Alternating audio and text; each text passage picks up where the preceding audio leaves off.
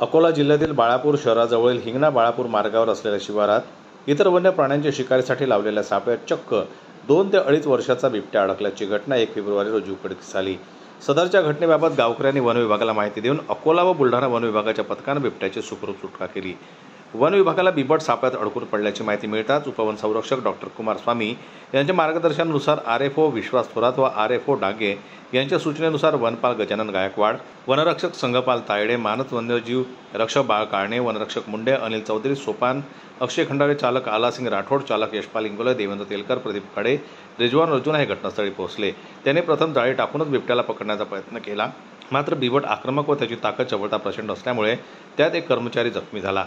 त्यामुळे बिबट पकडण्यासाठी बुलढाणा येथील रेस्क्यू टीमचे वन संरक्षक संदीप मडावी, अमोल चव्हाण, अक्षय बोरसे घटनास्थळी दाखल होऊन डॉटच्या सहाय्याने बेशुद्ध करून त्याला पिंजऱ्यात जेरबंद केले। शिकाऱ्याने लावलेल्या सापळ्यात अडकलेल्या बिबट्याला रेस्क्यू करण्यासाठी बुलढाणा येथील वन विभागाच्या रेस्क्यू युनिटचे शूटर यांनी पशुवैद्यकीय डॉक्टरच्या सल्ल्यानुसार इंजेक्शनमध्ये बेशुद्धीचं औषध भरून सापळ्यात अडकलेल्या बिबट्याला बंदुकीच्या सहाय्याने डॉट मारून बेशुद्ध केले। यानंतर वन कर्मचाऱ्यांनी सापळ्यातून बिबट्याची सुटका करून पिंजऱ्यात जेरबंद केलं। बिबट्यावर उपचार करून जंगलात सुखरूप सोडण्यात येणार असल्याची माहिती वन विभागाच्या वरिष्ठ अधिकाऱ्यांनी दिली।